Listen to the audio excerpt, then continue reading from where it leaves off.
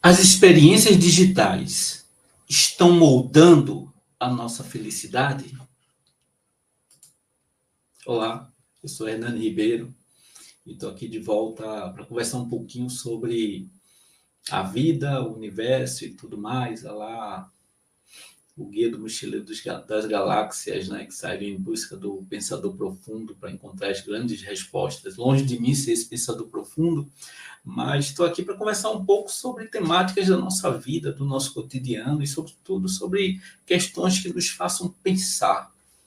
E hoje a gente vai falar um pouco sobre a felicidade. A felicidade é algo tão preciosa para a experiência humana. Eu comecei a nos indagar, que foi quando eu modelei essa experiência de hoje, e fico feliz de te encontrar de novo para conversar sobre isso. E você que está chegando agora, seja muito bem-vindo. A gente vai falar hoje sobre essa temática que nos perpassa todos os lugares da nossa vida, desde o nascimento. A gente vai buscar esse lugar quentinho que chamamos de felicidade. Mas a gente começa essa nossa reflexão nos perguntando: você é feliz? O que é essa tal de felicidade? Qual o sentido da existência?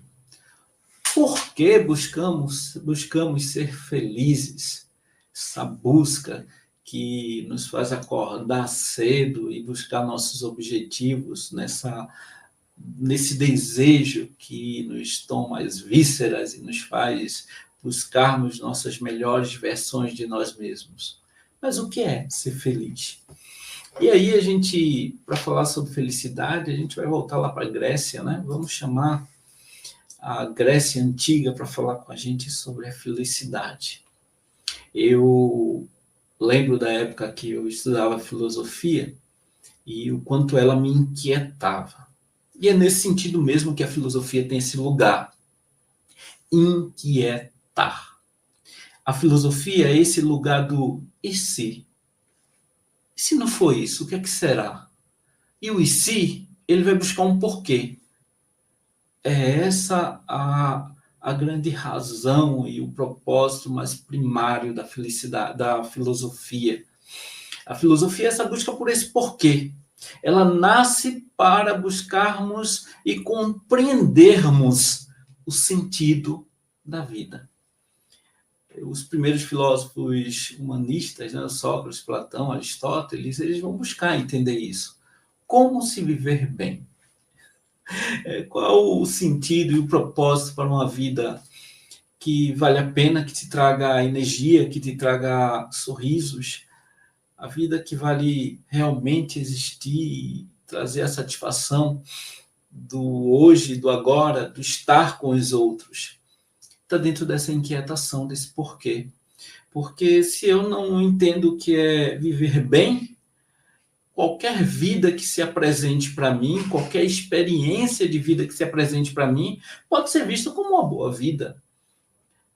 E aí vem aquela minha pergunta: nós estamos tendo uma vida que vale a pena, uma vida que é boa, uma vida que nos faz felizes? Ou a gente está sendo programado em algoritmos e hoje redes sociais, TikTok, tantos outros, que nos fazem ficar presos dentro de uma bolha reflexiva de manutenção de expectativas?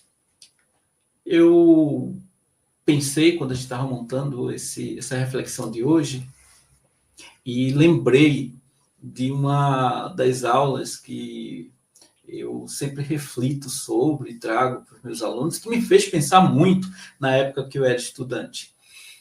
A frase atribuída ao suposto templo de Apolo, né, lá em Delfos, que tinha uma frase que aparece no Matrix, aparece em outros filmes, aparece em livros, aparece em textos de autoajuda, que é o conhece-te a ti mesmo.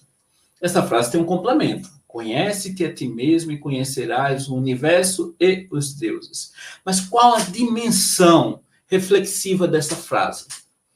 A primeira dimensão é a dimensão do autoconhecimento como chave do ser. A felicidade vai estar, para os gregos, dentro deste contexto, a partir desta frase, nessa expressão de autoconhecimento como chave do ser. Essa frase expressa que o ser, nesse entendimento, é um reflexo da totalidade. Os gregos atribuíam ao cosmo a totalidade das coisas e nós éramos o microcosmos. Em si, o conhecer a si mesmo não é apenas adquirir conhecimento sobre nós mesmos e informações. Entra em uma dimensão da essência das coisas. Está no sublime de admirar a natureza, a vida, a existência, os ciclos, e nesses ciclos se enxergar como parte deles, como se a gente estivesse interligado, e estamos de forma simbiótica, com este planeta, em que os ciclos desse planeta também geram movimentos no meu corpo. À noite eu tenho sono, durante o dia eu tenho sede, tenho calor, tenho frio, dependendo de como o planeta ele se comporte em seus ciclos. E essa conexão entre o ser como microcosmos e conhecer-se como parte dessa totalidade fazia parte do conhecer-se a si mesmos. Essa era a primeira dimensão. A segunda dimensão está na condição de interioridade como via de acesso universal. Aí eles destaca-se lá na frase o universo e os deuses. Não no sentido dos deuses, muitas vezes trazidas na modernidade, por instituições, mas dentro de uma das mais belas metáforas entre o cosmos e o transcendente. Conhecer a si mesmo simbolizava a totalidade desse ser em uma ordem cósmica e os princípios que transcendem esse próprio cosmos. Investigar a sua própria natureza, o seu corpo, a sua alma, a sua razão e a sua consciência, o ser humano descobre as possibilidades de estar interconectado a toda essa totalidade. Conhecer a si mesmo era conhecer-se para se conectar. E quanto mais eu me conheço, maior se torna o meu repertório de mim para com o mundo, e o mundo começa a apresentar mais sentido, mais possibilidades de me encontrar nas milhares de formas de existir esse tempo que eu estou aqui nessa condição humana. É descobrir que eu posso aprender. E quando eu posso aprender, a possibilidade de me conhecer me dá infinitas possibilidades de aprender coisas novas. Eu posso aprender a tocar músicas com instrumentos diferentes, eu posso aprender a cantar, eu posso aprender a pintar, ou seja, quanto mais eu conheço as minhas potencialidades. A negativa deixa de existir, porque eu faço parte dessa conexão com o todo. Uma dimensão ética e espiritual também está dentro dessa compreensão do conhece-te a ti mesmo. Esse autoconhecimento não é meramente intelectual, mas é transformador. Leva à harmonização interior, à liberdade e à sabedoria para a prática, para lidar com o outro. Porque quanto mais eu me conheço, mais eu conheço minhas potencialidades e meus limites. Conhecer-se a si mesmo é entender que essas experiências com o outro e com o mundo também têm potencialidades e limites. Nessa minha troca lá com o mundo, com o outro, com os lugares que eu frequento, eu começo a entender que nem sempre tudo gira em torno de mim, nem tudo também me omite e me silencia. Eu sou tão protagonista quanto coadjuvante nessa experiência, nessa narrativa de vida que chamamos aqui. Então, viver nesse sentido de conhecer a si mesmo é dar-se a si uma condição de uma vida virtuosa, equilibrada, plena, em que eu entendo quais são os meus desejos, sei o que eu quero e vou buscar esses meus sonhos, buscando em mim me aprimorar. E é nesse sentido que traz uma coisa bonita aí para a gente pensar. É nessa experiência que o sujeito que conhece a si mesmo, ele não vai comparar-se com outros. Ele vai buscar sempre a melhor versão de si mesmo. Por isso que é transformador. Porque eu vou estar buscando melhores perspectivas sobre mim mesmo, numa forma de evoluir minha forma virtuosa de viver. Em termos atuais, a frase pode ser vista como um convite a reconhecer que a compreensão da realidade exterior está profundamente ligada à compreensão da nossa subjetividade. Quando a gente conhece a si mesmo, a gente não se limita, porque o mundo exterior ele será experienciado proporcionalmente aos repertórios que eu trago comigo, aos repertórios que eu vivo na minha existência. A compreensão do mundo interior vai estar ligado às experiências que eu vivo e que me permito viver. É quando eu leio um bom livro e, ao terminar esse livro, eu deixo de ser, em uma perspectiva, quem eu era, para ser algo que aquele livro me oportunizou a enxergar diferente. É quando eu escuto aquela música que em algum momento tocou no passado e naquele mesmo instante sou levado para um passado de uma saudade. É o sabor de um café que me remete a uma experiência na juventude. É uma fotografia que me remete a um lugar no passado. A minha compreensão exterior vai estar ligada às experiências que eu vivo. E quanto mais eu vivo o instante de vida vivido, em que eu me entrego nessa conexão com o agora, mais as minhas experiências e conexão com a realidade serão mais profundas e poderosas. Foi bonito, né? Quanto mais eu vivo o presente, no futuro, eu terei repertórios para revisitar com o olhar do presente um passado saudoso. Isso me lembrou de um texto maravilhoso do Joseph Campbell, que escreveu no ano de 1949. O livro é O Herói de Mil Faces. Campbell é um mitólogo, né, muito conhecido. O Herói de Mil Faces e a saga do herói é muito utilizado em narrativas de super-heróis nos filmes e no cinema até hoje.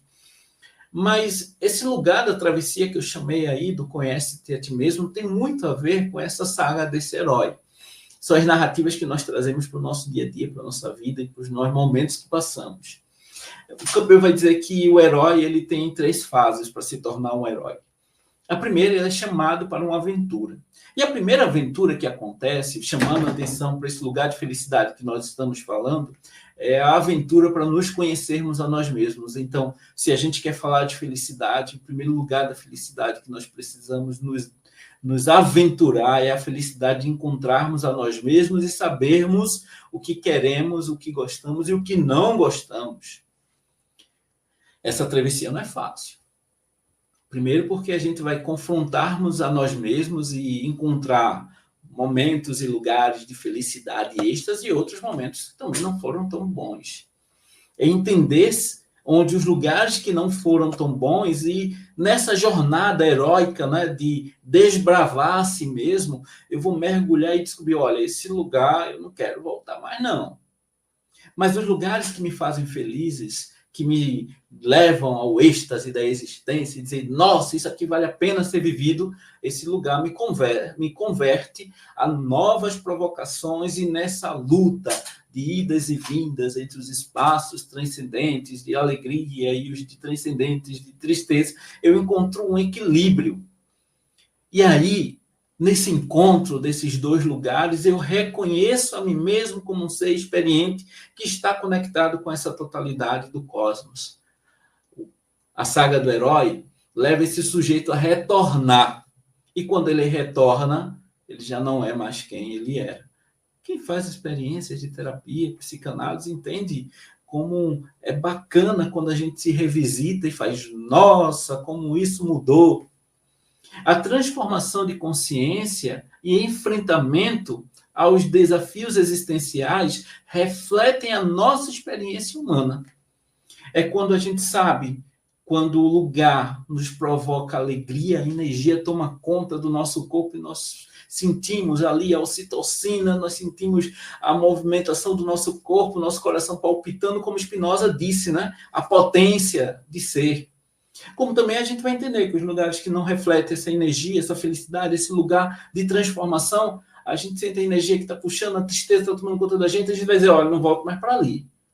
É essa a metáfora do herói de mil faces que o Campbell nos provoca. E nada melhor do que entender esse herói de mil faces nesse processo aí socrático, lá atribuída a Sócrates, essa experiência, né, escrita no Oráculo de Delfos, do conhece-te a ti mesmo. E aí a gente para pensar, mas e essa tal felicidade sempre foi igual em todos os tempos? Os gregos nos provocaram a pensar, e os gregos sempre trouxeram algumas das reflexões no Ocidente, a gente está indo nem para o budismo, nem para o Oriente, que tem outras reflexões também tão poderosas quanto. Em um momento, eu com certeza vou trazer uma reflexão aí sobre algumas das filosofias orientais. Mas na nossa herança aqui, brasileira, que traz muito da cultura europeia, a gente tem toda uma história que começa pela Idade Média, onde a felicidade estava associada à pós-morte, né? A vida após a morte, e isso estava ligado à boa-aventurança. A felicidade era manter-se dentro de uma experiência disciplinada de corpo e alma, orientada por caminhos transcendentes, institucionalizados, para que meu corpo que obedecesse, minha mente que seguisse esses princípios, eu seria bem-aventurado nessa experiência de pós-vida. A felicidade, muitas vezes, para um grupo social, nem todos seguiam os mesmos princípios, algumas tradições medievais trazia as castas sociais, então a ideia é que você tinha que ter uma vida bem-aventurada para que, na próxima forma de existir, que seria a existência pós-vida, você seria agraciado com a eterna felicidade. Então, a vida nesse momento era uma aposta virtuosa em que eu negava a experiência do meu corpo e da minha condição terrena para uma aposta no pós-vida. Aí a gente chega no Renascimento. Eu fiz alguns recortes só para nos provocar algumas reflexões. No Renascimento, a gente tem uma volta à valorização do humano. A gente vai ter a arte como expressão humana, não que não existisse arte em outros momentos, mas no Renascimento a gente começa a trazer essa experiência europeia da arte, que vai trazer o sublime, que vai trazer a experiência do ser, que ele vai implicar aquilo que ele sente dentro da tela, dentro da forma, e essa arte ela começa a trazer experiências de plenitude. A ciência começa a despertar os questionamentos e os porquês. E esses porquês vão dando prazer aos sujeitos que se aventuram no pensar sistemático.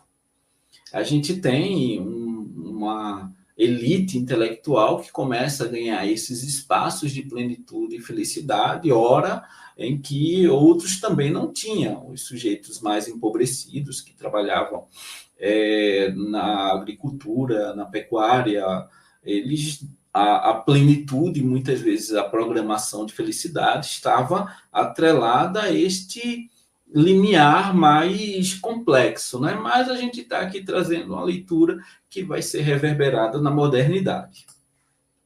Aí, na modernidade, as coisas começam a mudar. A gente começa a ter industrialização, o movimento de industrialização traz também o movimento do individualismo, que vai combinar nas leituras mais modernas com o capitalismo que nós vivemos hoje, e a ideia de progresso.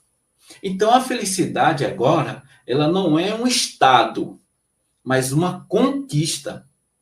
Então, a promessa de felicidade está em você conquistar essa felicidade a partir do seu progresso. Então, eu tenho que trabalhar, eu tenho que estudar para que um dia eu há de ser feliz. Então, o progresso vai trazer para esse sujeito uma outra concepção de felicidade. Não é mais a contemplação, como os gregos, não é mais a boa-aventurança, não é mais a ciência e a arte pela arte de se fazer as expressões, como a gente viu ali no Renascimento, mas agora eu tenho um propósito. A felicidade ela é progressiva. Eu vou ter que conquistar essa felicidade. Então, eu tenho que conseguir um espaço, eu tenho que conseguir dinheiro para fazer isso, e o dinheiro vai começar a ser traduzido como um meio para ser feliz. E aí a gente chega na pós-revolução industrial, que é o que nós vivemos hoje. A gente agora não só trabalha em prol de conquistar a felicidade, mas a partir de agora nós consumimos a felicidade. Então a felicidade agora vai estar mais ligada a consumir este lugar que me faça feliz. E eu vou trabalhar vias de status de satisfação. Então a felicidade, ela começa ali com os gregos, com conectar-se com a existência, para agora ser um status de satisfação.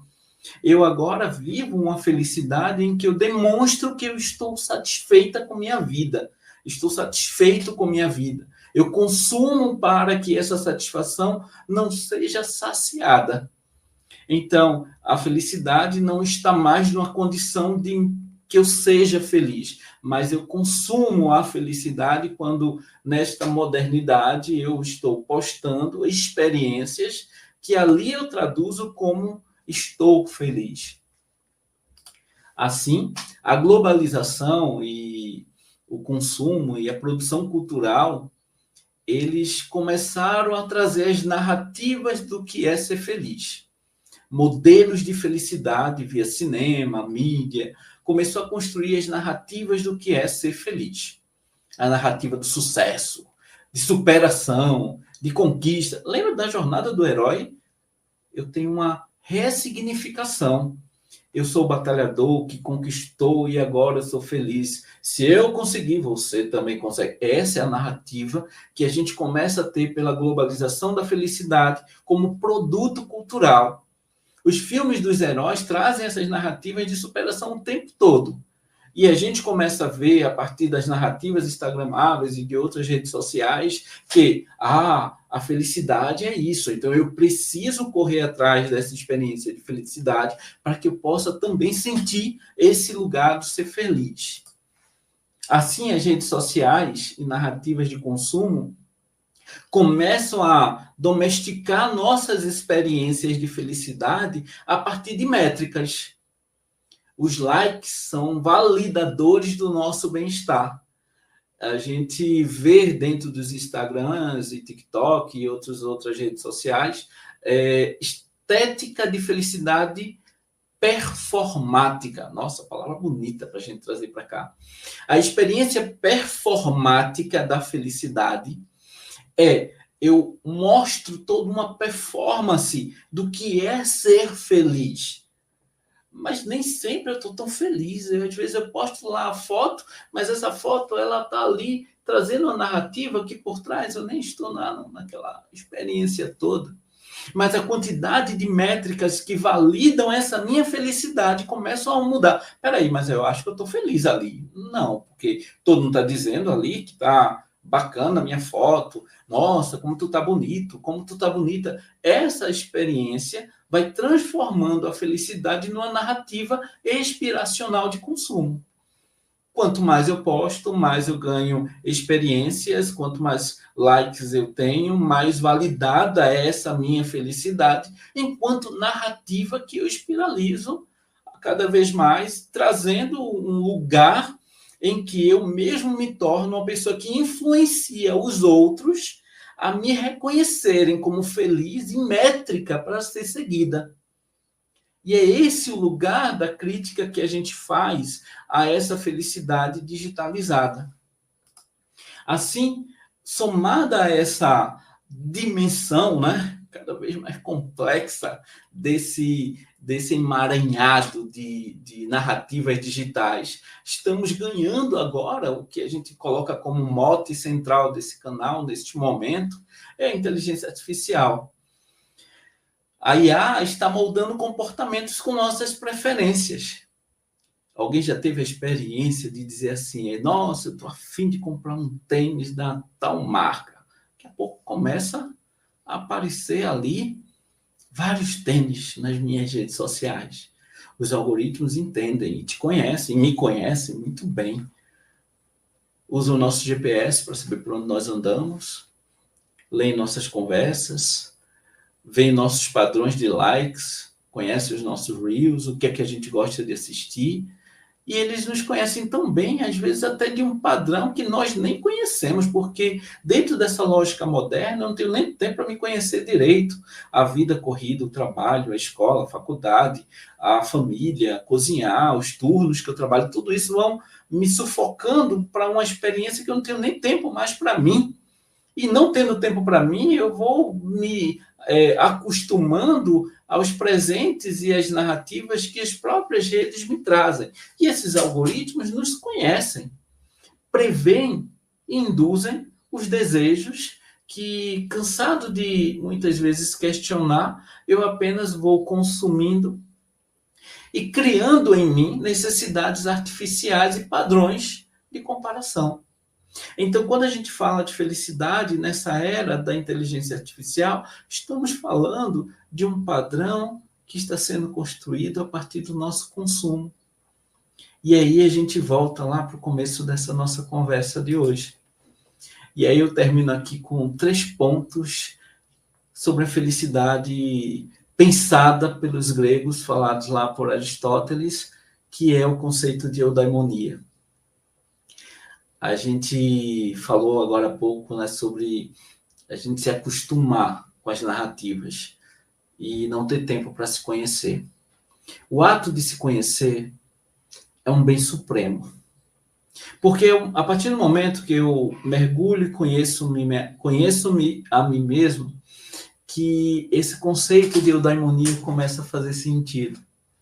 A felicidade, ela começa como uma realização da condição humana. Eita, quase não sabe. Felicidade como realização da condição humana. Aristóteles, ele vai dizer que a eudaimonia não é um prazer passageiro.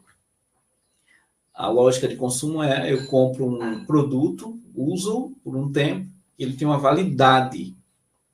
Às vezes a validade dele não é nem material, é uma validade apenas, uma validade simbólica.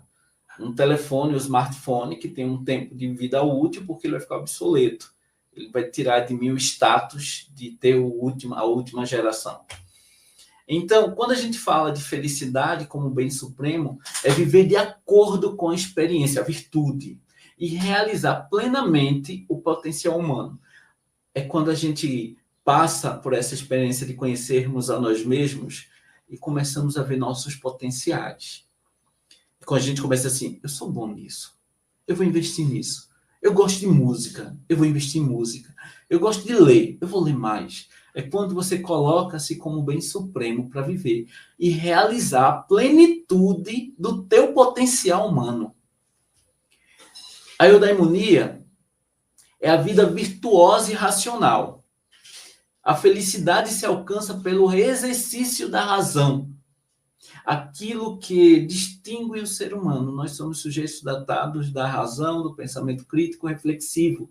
E quando nós fazemos isso para pensar, e a gente pensa antes de agir e toma decisões que nos priorizem, entendendo o que é possível para melhorarmos a nós mesmos e conviver com o outro da melhor forma possível, a gente tem aí o que a gente chama de virtudes éticas e intelectuais. É um estado de florescimento e plenitude. E, por fim, a dimensão prática, né? Implica em escolhas deliberadas, em equilíbrio dos desejos e compromisso.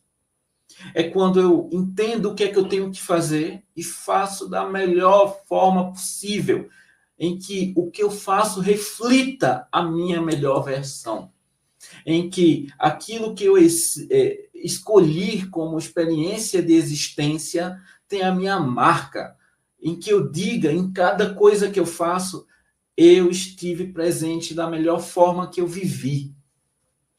É nesse momento que a eudaimonia se torna um construto de ideal de vida boa, que orienta tanto o indivíduo quanto a polis ou a sociedade. É quando nós vivemos em harmonia conosco e com o outro. É quando a gente vive no presente, estando no presente, da melhor forma que o presente pode nos oferecer. É quando eu reclamo menos e agradeço mais. Porque a eudaimonia é um estado de gratidão por existirmos. Obrigado por hoje e a gente se encontra em breve. E você que está chegando hoje, se inscreve no canal. Toda semana tem uma reflexão nova. Fiquem bem e até breve.